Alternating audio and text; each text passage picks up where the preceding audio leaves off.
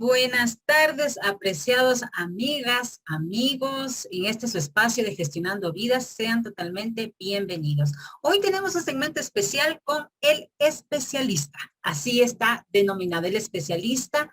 Queremos tratar un tema fundamental, pues que estamos viviendo esta realidad hace un año y un poquito más, unos días más, referentes al COVID-19. Y para este día tengo una invitada de honor que les quiero presentar. Aparte de ser un excelente profesional, un gran ser humano.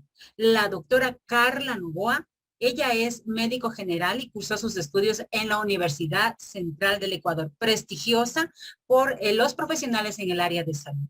También actualmente ella está trabajando como médico asistencial en el Hospital IES Quito Sur y específicamente en el área de COVID.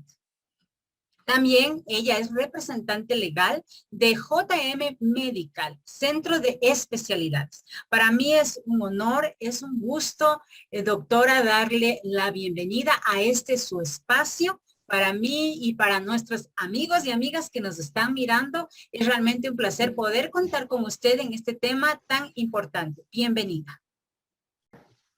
Buenas tardes, Moni. Muchas gracias por invitarme. Bueno, en realidad espero que esta entrevista sirva para poder salir de dudas, para poder resolver muchas incertidumbres que tiene la gente con respecto al COVID y muchos mitos, ¿no?, que se han generado. Muchas gracias por la invitación. Muchas gracias a usted, mi estimada doctora. Para mí es un honor, como le decía hace unos minutos, poder contar con su presencia. Y quiero decirles a nuestras amigas y amigos que, aparte de ser un profesional muy cabal, yo les recalcaba, ¿no? Un excelente ser humano. Poder contar con usted, mi doctora, realmente es un privilegio. Y le doy unos datos, ¿no? En relación al COVID, pues se ha hablado muchas cosas. El COVID fue notificado por primera vez en la ciudad de Wuhan, China, el 31 de diciembre del año 2019, pero fue declarado como una epidemia en enero, el 30 de enero del 2020, y ya finalmente como una pandemia el 11 de marzo del año pasado. Desde el año pasado, en el mes de marzo, y recordamos, ¿no?, hace un año y unos días, nosotros empezamos a vivir una nueva realidad, mi estimada doctora, una realidad que probablemente nosotros no nos imaginamos ni en la peor de nuestras pesadillas, ¿no? Ni que nos hubieran contado, habríamos imaginado vivir esta realidad. Pero más allá, mi doctora, de tal vez enfocar esta realidad que ahora estamos viviendo desde un punto de vista alarmante, ¿no? Porque lo que deseamos en esta programación es darles soluciones a nuestras amigas y amigos ante esta situación que estamos viviendo y que es una realidad que nosotros no podemos tal vez cerrar nuestros ojos ante esta realidad. ¿Qué hacemos? ¿Nos alarmamos? Y tal vez entramos en una situación de caos, de depresión, de ansiedad, o buscamos una solución. Ante estas situaciones que se han venido dando, nos damos cuenta que se han corrido muchas series de rumores respecto a qué hacer y qué no hacer, de qué maneras me contagio, qué cosas me sirven para curarme con respecto al COVID-19. Y extrayendo de un artículo de la OMS, de la Organización Mundial de la Salud, respecto a estas inquietudes que la población pronuncia, el día de hoy queremos despejar con usted, doctora, como especialista y desde el punto científico, tratando de darle a nuestras amigas y amigos una información de lo más veraz en cuanto a algunas inquietudes que pueden ser comunes en la población. ¿Verdad, mi doctora? Entonces, podemos empezar. Ahora, entre las principales inquietudes que tiene la población, una de las principales es los suplementos y vitaminas, mi doctora, ¿curan el COVID? ¿Mito o verdad? Bueno, sí, dentro de tantas dudas, dentro de todo lo que nos alarmó, porque incluso como médico puedo decir que a todo el mundo nos causó pánico al inicio, era algo muy nuevo, algo que no había experimentación, incluso los tratamientos eran experimentales. Entonces se creó bastantes maneras de tratar y tratar, una, de curar o incluso prevenir lo que es el COVID. Entonces se generó esta serie de ola de utilizar vitaminas a la avena, que decían es su suero multivitamínico, el suero de vida. Bueno, que ya en realidad antes ya se venía escuchando, ¿no? Ya antes, mucho antes del COVID, era muy común que la gente diga, ¿no? Me voy a poner el suero del complejo B, me voy a colocar la vitamina C, la multidosis de la vitamina C. Las vitaminas, por así decirlo, son como coayudantes, o sea, ayudan a que se asimilen los alimentos. Son como, yo siempre hago una comparación, que es el coche, el Supermaxi, que transporta los alimentos. Entonces, si no hay alimentos, en realidad el coche no tiene mayor uso. Es decir, que si yo no tengo una buena alimentación, las multidosis de las vitaminas lo único que hacen es sobredosificarnos. Bueno, no hay evidencia tal como sobredosis o una sobredosis o alguna alteración por utilizar mucha vitamina. No hay. Pero, ¿qué es lo que pasa en nuestro cuerpo? Asimila lo necesario y lo demás lo desecha. Así es. Entonces, en realidad yo, bueno, desde mi punto de vista personal, hasta ahora yo no he tenido la oportunidad de poder leer un artículo en donde se evidencie completamente que las vitaminas nos ayudan a curar, las multidosis, ¿no? Nos ayuden a curar o a prevenir en algo. El cuerpo solo utiliza lo que necesita y lo demás lo desecha. Lo descarta. Entonces, más bien le veo como un tema comercial. Sí, es verdad. Eso sí, mi estimada doctora, y tal vez como una medida preventiva, ¿no? Se estaba utilizando bastante como una medida preventiva y se ha utilizado a lo largo del tiempo. Muy bien, entonces, de acuerdo inclusive a la organización, pues está demostrado que las vitaminas y los suplementos no son tratamientos que curan el COVID-19. Vamos a seguir avanzando. Moni, perdón que te corte un poco, ¿no? Hay que tomar en cuenta que, claro, o sea, no nos cura del COVID, pero una alimentación saludable Eso sí. Sí nos ayuda a poder tener una respuesta mejor hacia el COVID. O sea, pero no las multidosis. ¿No? Exacto. Gracias, mi estimada doctora. Ha habido una polémica en cuanto al uso de ciertos medicamentos que se han estado, inclusive empezaron con demasiada demanda, ¿no? Al enterarse de que existía este virus y que era potencialmente peligroso. Entonces la gente empezó a tratar de buscar, si escuchó un medicamento, si escuchó otro. Uno de los principales es la hidroxicloroquina. Doctora, y usted dentro de este campo nos puede aclarar. En cuanto a este medicamento, ¿realmente produce o no efectos beneficiosos en cuanto al COVID? Ya, a ver. Hay que aclarar que la hidroxicloroquina se utiliza en enfermedades como la malaria, el paludismo, incluso enfermedades autoinmunes. Por eso es que se utilizó este medicamento de forma experimental. Vuelvo y recalco, incluso para las personas que estamos dentro del campo de la salud, fue algo nuevo. Entonces, todos los tratamientos que se hicieron inicialmente eran netamente experimental. Nada validado por una evidencia, por un previo estudio. Entonces, todo lo que se hacía era simplemente para ver qué pasaba, qué resultado tenía. Entonces, partiendo de esto, la hidroxicloroquina, como mencioné hace un momento, también se utilizaba en enfermedades, bueno, malaria, paludismo y también en enfermedades autoinmunes. Se utilizó como manera para poder ayudar a mitigar la reacción que tiene el cuerpo ante la enfermedad, ante la infección viral. Inicialmente se pensaba que sí, y bueno, de hecho, con algunos ensayos clínicos que se han hecho entre comparativas con personas que han utilizado hidroxicloroquina y o cloroquina versus pacientes que no han utilizado, no tiene ni un poquito de eficacia, no hay superioridad. Más bien lo que nos puede, o sea, tampoco es que nos agravara más el COVID, pero sí nos da efectos secundarios de otro tipo, como son afectaciones cardíacas. Entonces, usar un medicamento que no me va a curar el COVID, que no me va a ayudar a prevenir o que no me va a ayudar a aplacar la enfermedad viral, sino más bien me va a dar efectos secundarios, la recomendación es no usar.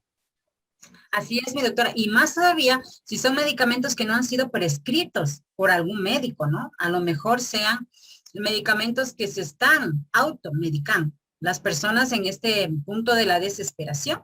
Pero está una vez más demostrado, y no solamente en la teoría, además en la práctica, porque les había mencionado, nuestra doctora está ahí, en el lugar mismo, en el área de COVID. Y entonces ha palpado muy de cerca estos casos reales. Vamos a avanzar otro poco y otra inquietud que es muy, muy común. ¿Hay que sacarse la mascarilla para hacer ejercicio? ¿Sí o no? Bueno, depende. Lo digo porque necesitamos que cuando nosotros realicemos ejercicio sea un ambiente abierto, que tenga suficiente espacio para que yo esté distanciada de la otra persona. Nosotros utilizar mascarilla, bueno, un rumor que si yo utilizo la mascarilla me voy a llenar de CO2 y no me va a dejar permitir respirar bien. Ante ese miedo, claro, muchas personas optan por no usar la mascarilla o lo usan simplemente por el aplacamiento del municipio. Pero en realidad no es que nos aumente el CO2, sino que permite por los poros pasar tanto la oxigenación como, o sea, el ingreso del oxígeno como la salida del CO2. Pero, ¿qué pasa cuando la mascarilla se moja? ¿Qué pasa cuando sudamos? ¿Qué pasa cuando nosotros al momento de hacer ejercicio transpiramos mediante la nariz, mediante la boca? Eso va a hacer que la mascarilla se humedezca de tal manera que no va a permitir que la oxigenación, la mascarilla tiene como poros, no va a permitir que por los poros pueda salir. Okay. Entonces, de preferencia, se recomienda que se pueda hacer ejercicios, sí, quitándonos la mascarilla, pero en un espacio que tenga la capacidad de que se pueden distanciar todas las personas. Por lo menos se recomienda 2 metros de distancia. Sería lo más importante buscar esos lugares para ejercitarnos al aire libre de preferencia y sería el centro la distancia, ¿no? La distancia que tomemos entre personas, más allá de que si es la mascarilla, ¿no? Ahora, también tenemos otras inquietudes que también se han dado dentro de la población.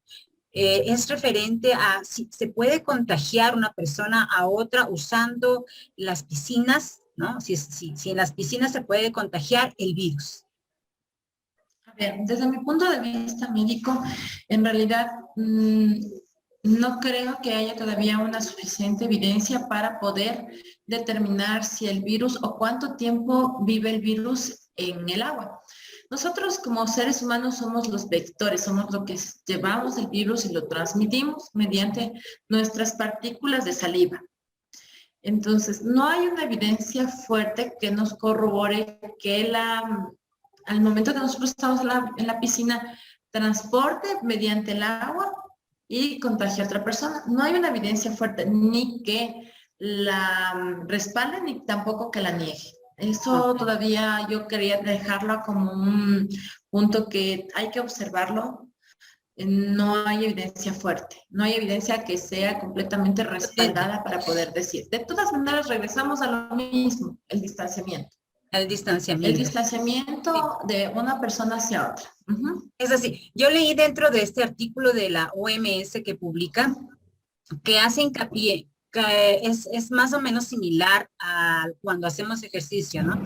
Al usar la piscina, usted lo decía, quien transmite es el ser humano y lo que más debe tratar es de estar en distanciamiento con la otra persona. Si sabemos que va a ser una piscina donde va a estar la afluencia de personas, pues desde luego que vamos a estar en un foco mismo de contagio, ¿no? Y muchas gracias por la aclaración, mi doctora. Vamos a seguir un poquito más allá. Uno de los mitos, ¿no? Que probablemente las personas circulan con frecuencia es, ¿será que la comida picante, el pimiento, el chile, en algunos países que le denominan, que le agregamos a nuestra comida nos ayuda a prevenir el COVID?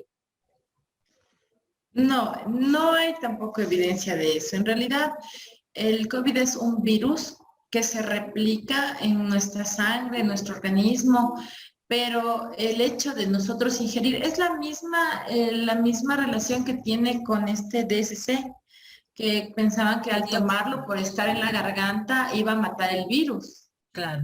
¿Ok? Pero en realidad no, o sea, el virus sí, obviamente su punto de alojamiento es en la garganta, uno de los receptores de las células se encuentra en la garganta, pero no solo en la garganta, también está en el tracto digestivo. Entonces, uno no puede hablar que por el hecho de que yo coma algo significa que ya estoy preveniendo o curándome el COVID, porque no solo en la garganta se deposita, por así decirlo, se aloja, sino también en otras células corporales. Ok, agradecemos la aclaración, ¿no? Ha sido esto tal vez el picante, escuchado el limón, la manzanilla, y bueno, hay un sinfín de recetas inclusive que circulan a diestra y siniestra, pero nuestro ideal es tratar de enfocarnos un poco hacia lo comprobado, hacia lo que ha sido comprobado. ¿Sí?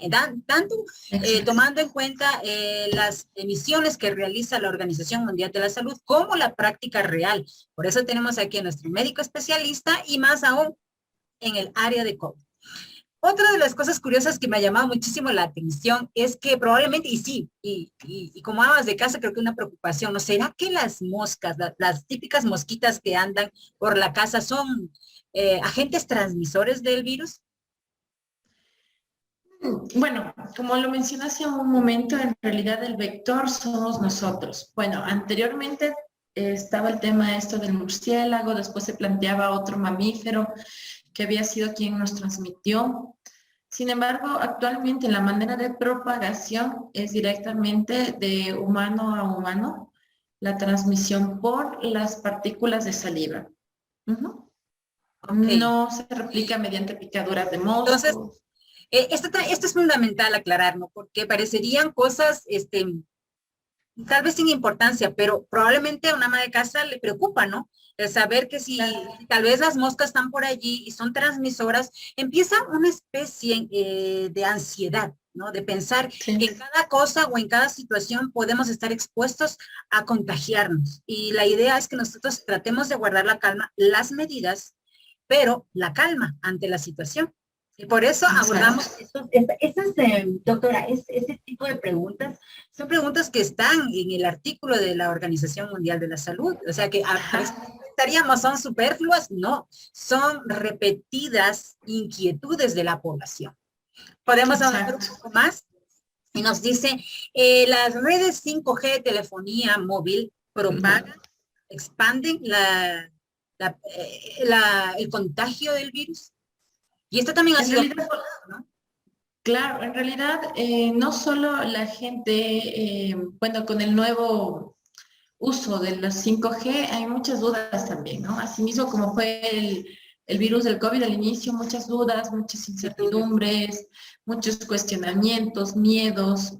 Entonces, no solo se ha culpado a la red de 5G por la transmisión del virus, sino también a relacionar con muerte neuronal. Yo he escuchado bastante con el tema de esto de que nos mata las neuronas, nos controla, pero en realidad sí, son mitos, ¿no? Volvemos al hecho de que, hablando del COVID respectivamente, que el vector es el ser humano. Entonces, no se puede transmitir por una señal inalámbrica. Ok, tal sino vez más bien para... por las partículas. Por las partículas. Entonces, tal vez para darles un poco también de tranquilidad en ese aspecto, bueno, aunque este tema tiene mucho engranaje, ¿no? De esto se puede hablar una tarde entera, porque habrán posturas en favor, posturas en contra. Sin embargo, hablando en forma específica del COVID, pues vemos que esto no tiene relación directa con la propagación de este virus. Exacto. Y otra de las cosas que también yo también lo he escuchado en frecuencia es exponerse al sol y a temperaturas mayores de 25 grados puede ser que prevenga esta enfermedad. Dices, yo vivo en un clima caliente y probablemente no uso las medidas necesarias porque el calor mata el virus. Lo he escuchado, ¿no? ¿Qué nos dice, doctor? Bueno, en realidad yo también he escuchado de muchos pacientes míos que dicen, es que como yo salgo bastante al sol, a mí no me he contagiado porque paso bastante en el sol. Y en realidad, claro, son por la experiencia de la persona, ellos obviamente van a hablar con esa severidad de que no se han contagiado porque se exponen al sol.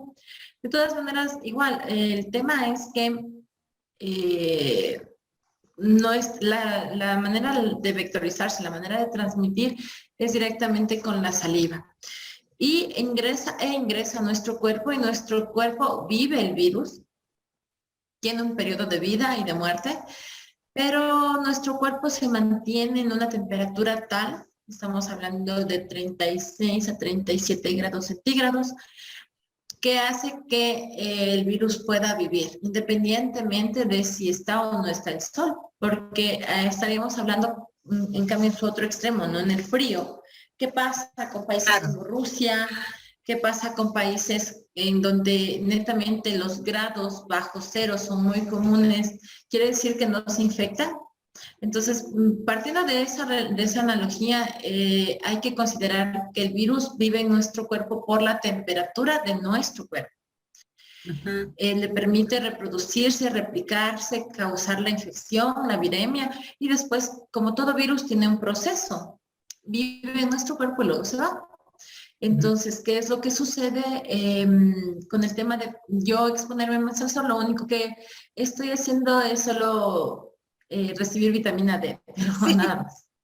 exacto. Y puede ser que esté relacionado porque el recibir en forma adecuada y en la hora adecuada, ¿no? El tiempo adecuado y la forma adecuada, los rayos solares en forma directa, pues contribuyen al sistema inmunológico también.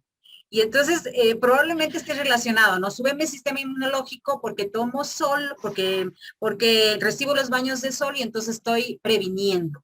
Y a lo mejor sea una de las partes por las cuales las personas piensan que al calor Claro. hay menos exposición de contagio, pero no es así. O sea, estaríamos nosotros ahí hablando de casos particulares y de un sinnúmero de coincidencias. Pero para nosotros poder hablar con una evidencia fuerte significa que se ha hecho estudios en varias personas y durante, me pongo un número, 10.000 personas, de las 10.000 personas, no, 9.999 salió que la eficiencia del sol, de recibir baños de sol, ayuda a prevenir del COVID. Estamos hablando que eso es una evidencia fuerte. Sin embargo, lo único que ahorita estaríamos hablando son como más bien un sinnúmero de casualidades.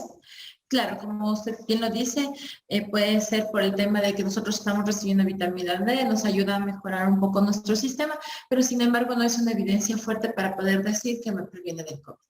Y no es solamente que por tomar el sol, ¿no? Necesitamos una correcta alimentación y demás situaciones para fortalecer nuestro sistema inmune. Y poder hacer frente, más que nada, no, eso no nos va a evitar el contagio, sino hacer frente de una mejor manera. Exacto. Que es lo que necesitamos aclarar a nuestras amigas y amigos. Algo también que me pareció que es recurrente, ¿no? ¿Se puede recuperar de la enfermedad del coronavirus? ¿Es posible? ¿O es siempre va a quedar algún tipo de secuela?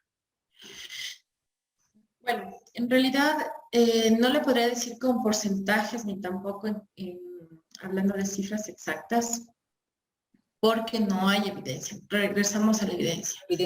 La evidencia fuerte de cuántas personas y por qué y qué causas hace que uno se complique, ¿no? Todavía no tenemos esos datos que son obviamente muy importantes, que se está ahorita, hoy por hoy, haciendo estudios muy exhaustivos para poder tener más información del COVID y conocerlo más, ¿no? Conocer más al enemigo.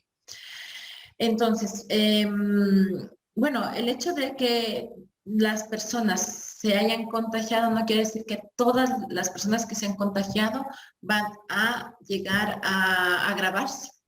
De hecho, es un porcentaje súper bajo de personas que se agravan y el porcentaje de muerte también es bajo comparado con otras enfermedades. Por ejemplo, el mismo SARS-CoV, el primero, el coronavirus que salió hace algunos años, tenía una mortalidad del 40%. Superior. Este SARS-CoV-2, el COVID-2, la mortalidad de la incidencia se habla en unos países del 2%, en otros países del 3%. Yo he analizado desde mi práctica, desde mi experiencia, lo podría decir igual, nada con evidencia, sino solo desde lo que yo he podido observar. El tema genético tiene mucho que ver, por eso es que familias completas se complican y familias completas simplemente pasan asintomáticas. Asintomáticas. Entonces, claro, pero eso más bien es como algo que hay que todavía investigar, ¿no? No quiero tampoco hacer un nuevo mito. Sí, vamos a construir un mito sobre el mito.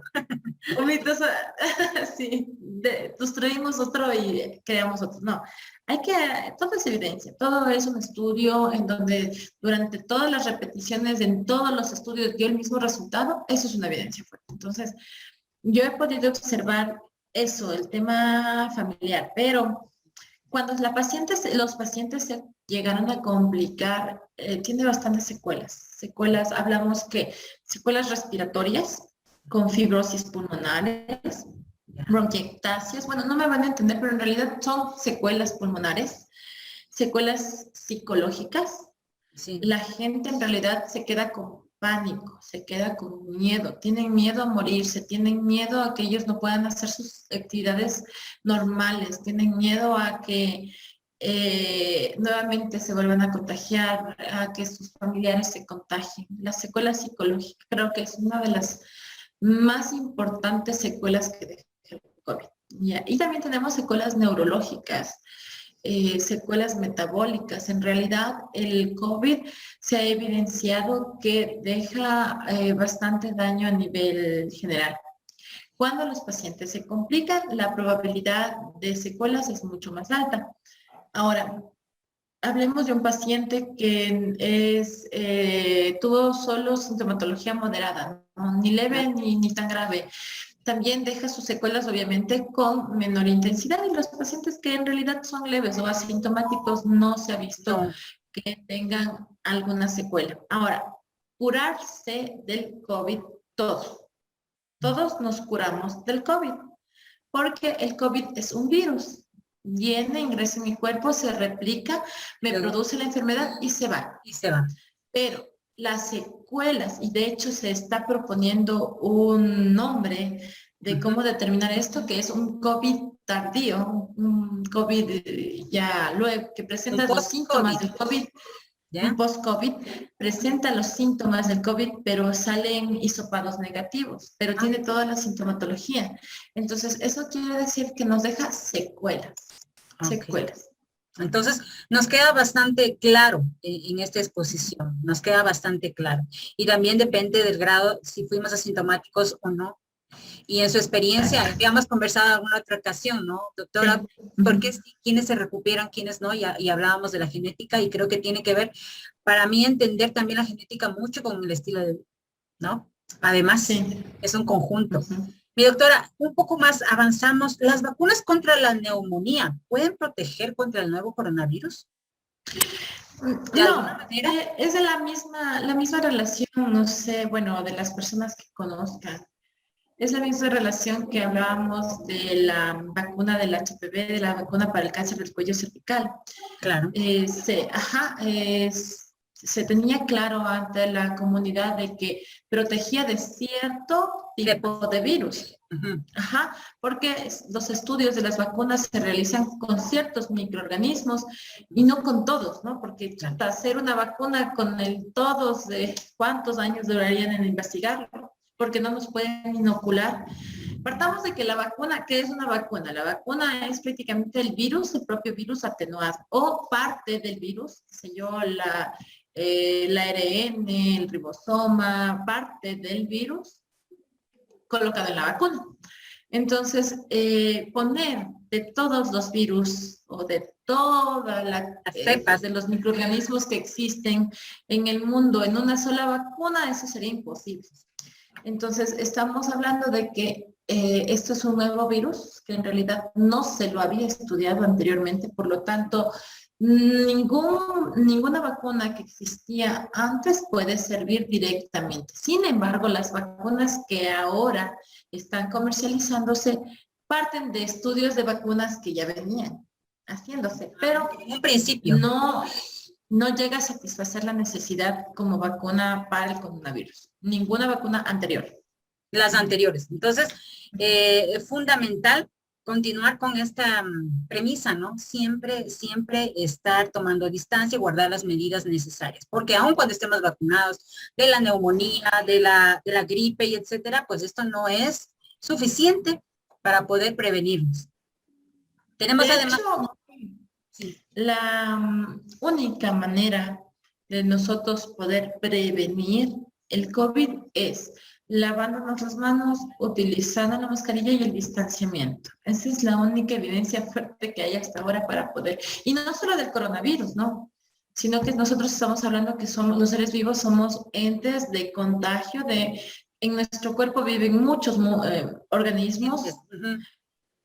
Ciertas personas se hacen resistentes a otro tipo de virus y bacterias que otras personas no.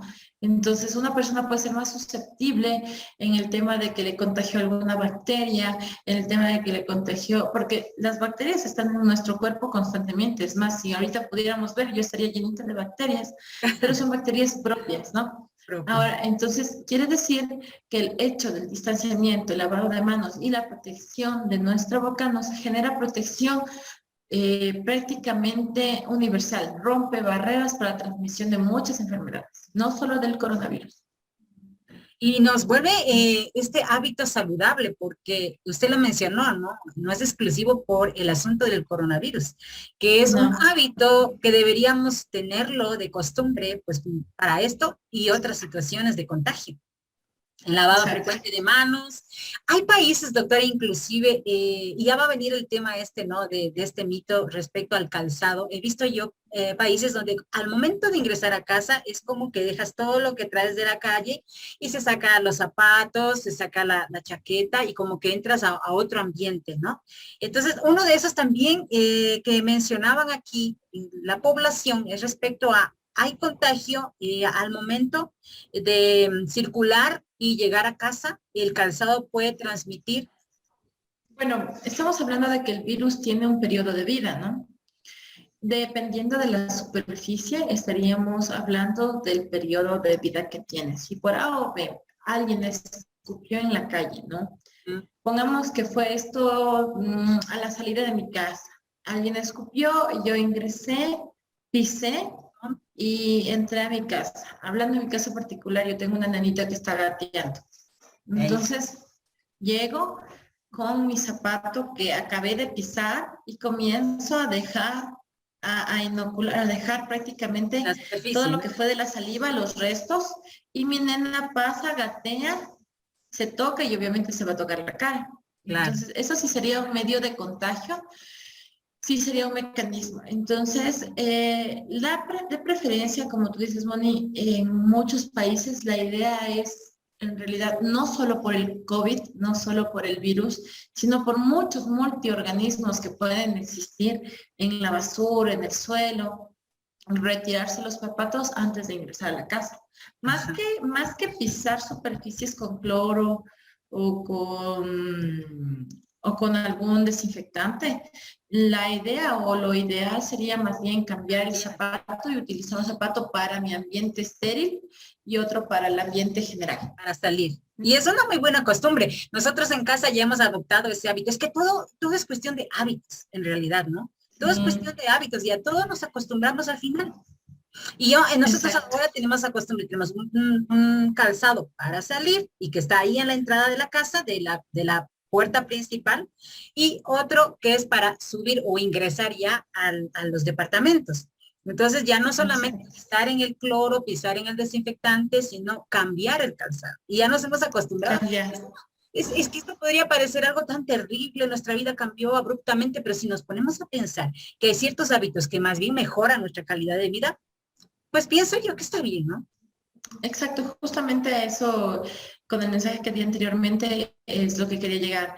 El tema esto de utilizar la mascarilla, el distanciamiento, el lavado de manos, no debería de haber sido implantado tan tardíamente porque nosotros somos entes contagiosos y hay personas que son mucho más susceptibles, personas con cáncer, personas que tienen alguna enfermedad inmunológica, que mi bacteria la que yo prácticamente ya me adapté, puede ser que a esa persona más bien le dé complicaciones. Entonces, lo ideal, como para ser empáticos con la sociedad y con gente que incluso no conocemos, estos tipos de hábitos deberían de persistirse.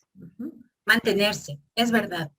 Y finalmente, mi doctora, porque vamos llegando al final, he hecho un paneo general porque son muchas más preguntas que la población tiene, algunas relacionadas, y por eso Claro. de vuelta a repetir, ¿no? Porque si hablan del calor, hablan del frío, si hablan de la mosquita que transmite tal vez por el contagio de los lugares donde estuvo posando, también hablamos si la picadura del insecto puede contagiar, pero usted nos ha despejado muy bien esas inquietudes. Las que tienen relación, las he pasado. Y por último, para finalizar, porque ha habido una ola muy fuerte en el uso de antiinflamatorios y antibióticos, sobre todo, los antibióticos para prevenir y tratar. Y sobre todo lo que se ha dado es una automedicación, ¿no? La gente va a las farmacias y se automedica con antiinflamatorios, con antibióticos, y esto es conveniente, esto realmente ayuda en la prevención o en la cura del COVID. Bueno, regresando a algo que ya mencioné anteriormente, el virus es un virus, o sea, como la palabra antibiótico lo dice, es un antibacteriano, antibiótico. Lo único que nos va a servir en el antibiótico, en el caso del COVID, es cuando el paciente, la paciente, aparte de COVID, se haya sobreinfectado con algún tipo de bacteria. Bacteria. O sea, es decir, el paciente está con una lesión pulmonar por el virus, pero dentro de esa lesión pulmonar hubo bacterias que aprovecharon ese ambiente lesionado, colonizaron y nos está dando una neumonía bacteriana.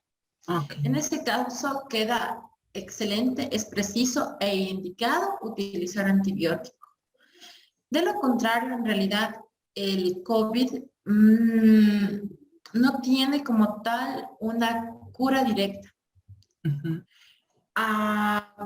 Partamos de nuevo, es un virus. Entonces, hablemos del VIH, que es un virus. Del virus del papiloma humano, es un virus. Para los virus, aún no se ha podido crear algún antiviral que haga que destruya completamente el virus. Hay estudios que están hablando ahorita del ritonavir y otros antivirales que nos van a ayudar, sí, a mejorar los síntomas clínicos. Sin embargo, no hay estudios directamente relacionados con los antivirales, con el COVID. Nos puede ayudar, sí, estos antivirales que ya existían anteriormente para mejorar la clínica, sin embargo, no me curan ni tampoco me previenen. No hay evidencia fuerte, vuelvo y repito, de ningún medicamento hasta ahora comprobado que nos pueda curar. Entonces, peor un antibacteriano, o sea, un antibiótico. Siempre tiene que ser el tratamiento del COVID directamente relacionado con los síntomas que presenta el paciente. Yo no puedo tratarte a ti, Moni, o a tu mamá por igual si las dos tienen síntomas diferentes. El COVID se trata sintomático. Es decir, yo no puedo decir que el COVID utiliza paracetamol, lo que antes utilizaba la hidroxicloroquina o lo que antes utilizaba la ivermectina a todo el mundo. No, el COVID se cura o se da tratamiento directamente relacionado con los síntomas que presenta la persona. Hay personas que pueden tener síntomas leves, que quizás con un paracetamol me pasa, o síntomas muy graves, que incluso yo tenga que utilizar anticoagulantes, que tenga que utilizar antibacteriano. Hay una evidencia, sí, fuerte, de hecho creo que es la que más se ha difundido en el medio médico, el tema de utilizar corticoide para poder ayudar a evitar que se agrave un paciente. Pero eso estamos hablando del ambiente intrahospitalario. Ya. De un médico o un facultativo que pueda guiar el tratamiento.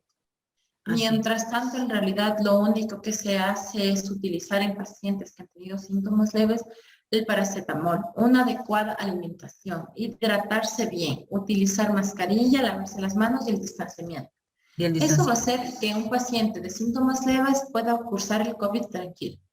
Un paciente de síntomas de leves a moderados, nosotros estamos hablando que quizás ya tenga una afectación pulmonar mayor y yo tengo que tratar el COVID directamente relacionado a los síntomas que me presentan.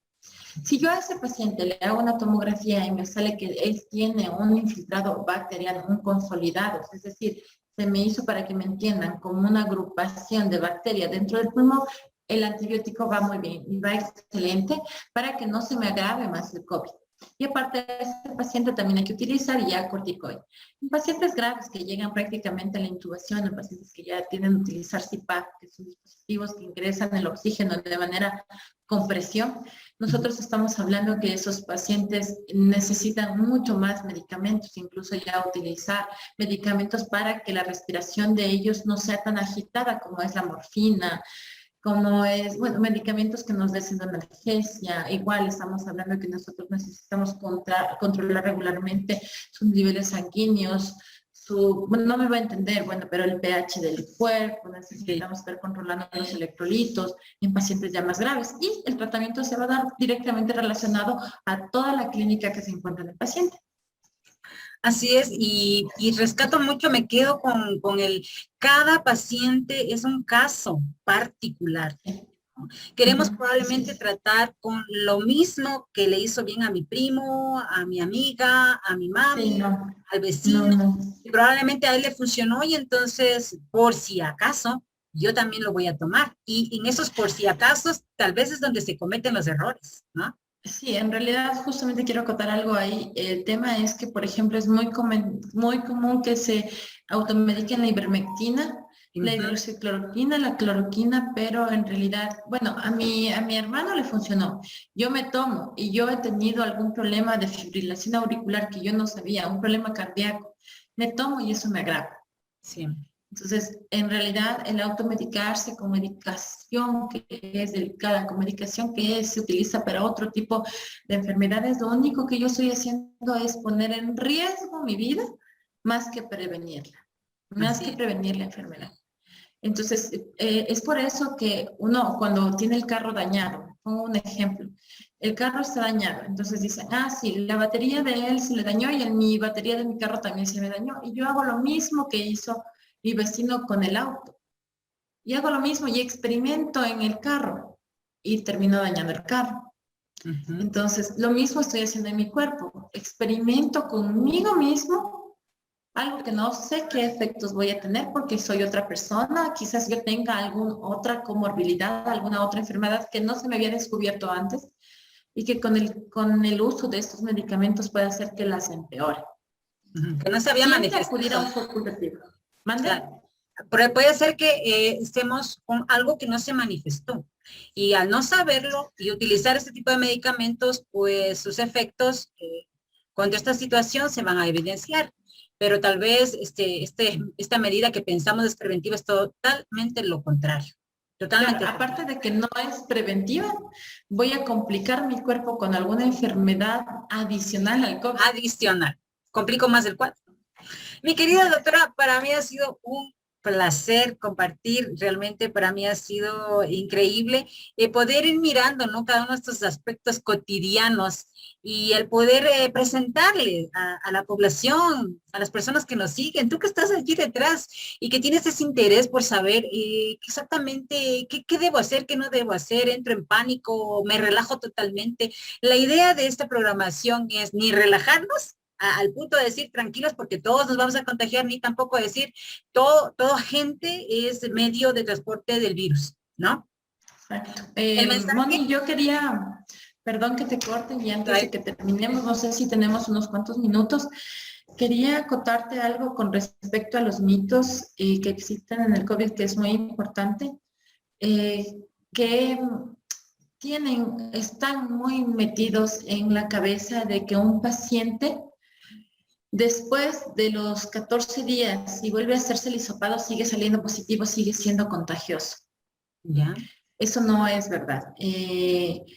El virus, como mencionamos hace un momento, vive en nuestro cuerpo, tiene un tiempo, deja las secuelas y se va. Pero queda en mi cuerpo la memoria de la reacción que tuvo con el virus y yo puedo seguir saliendo positivo hasta 6 meses después, pero yo ya no soy contagioso. Dejé O sea, de ser imagínate después contagioso. de... Ok. Puede seguir saliendo el hisopado o la prueba positiva, la prueba de sangre positiva hasta 6 meses después.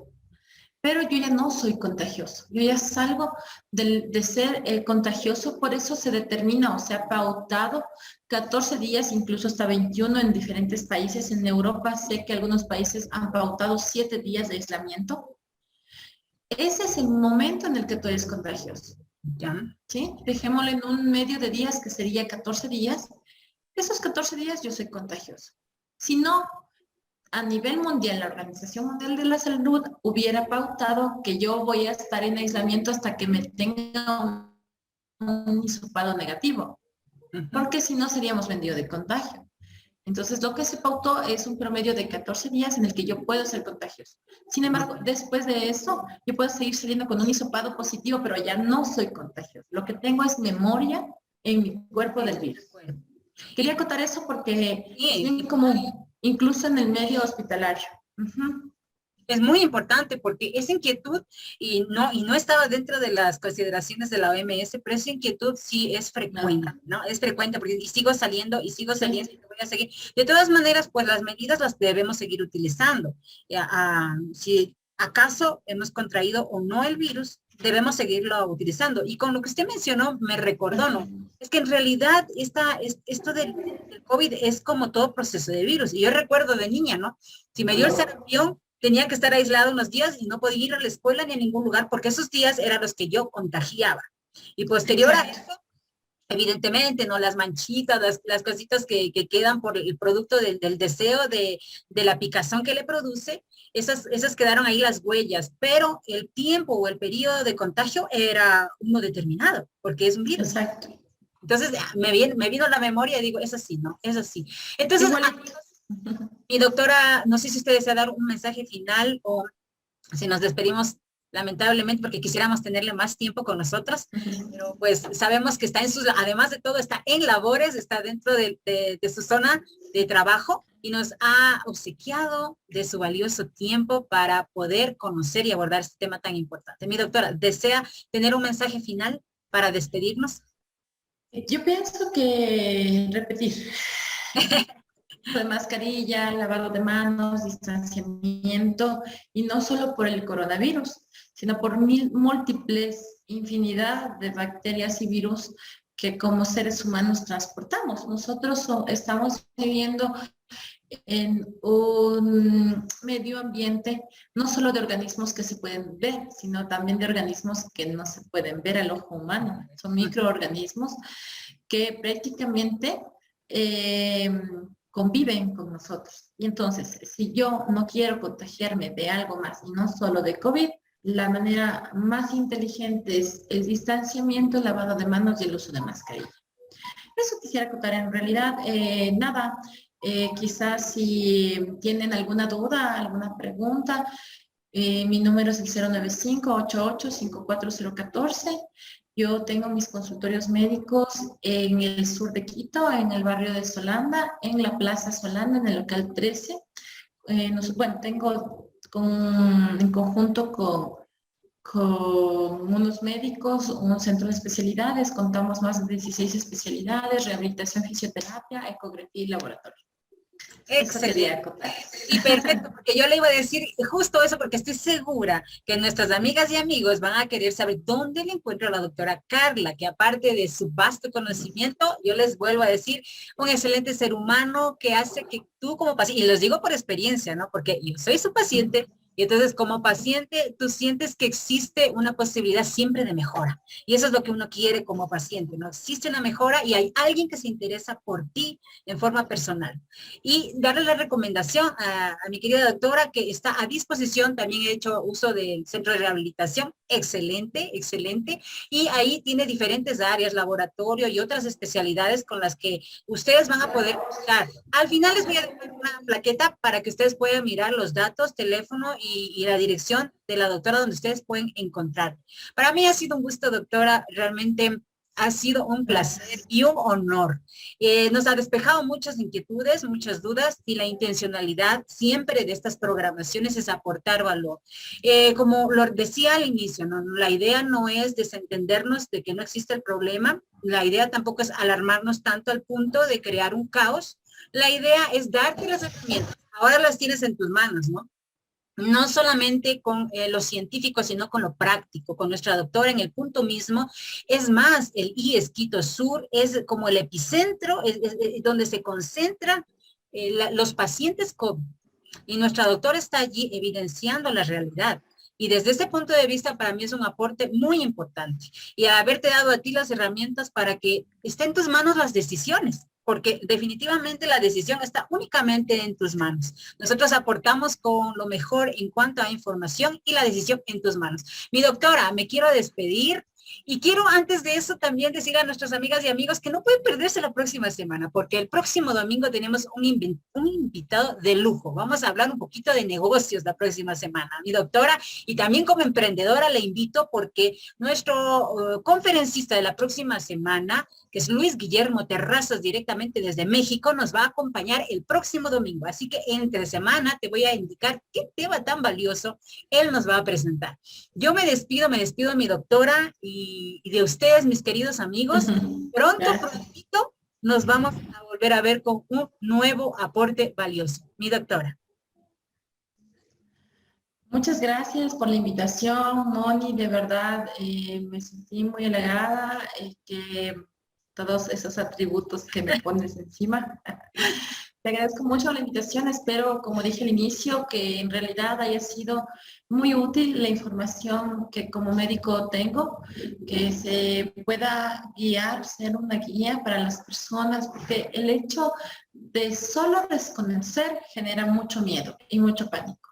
Es verdad. Cuando uno está en conocimiento, cuando uno tiene mayor sabiduría, sabe más de los temas, bueno, de cualquier tema, uno rompe el miedo y puede mejorar y manejarlo de una manera óptima.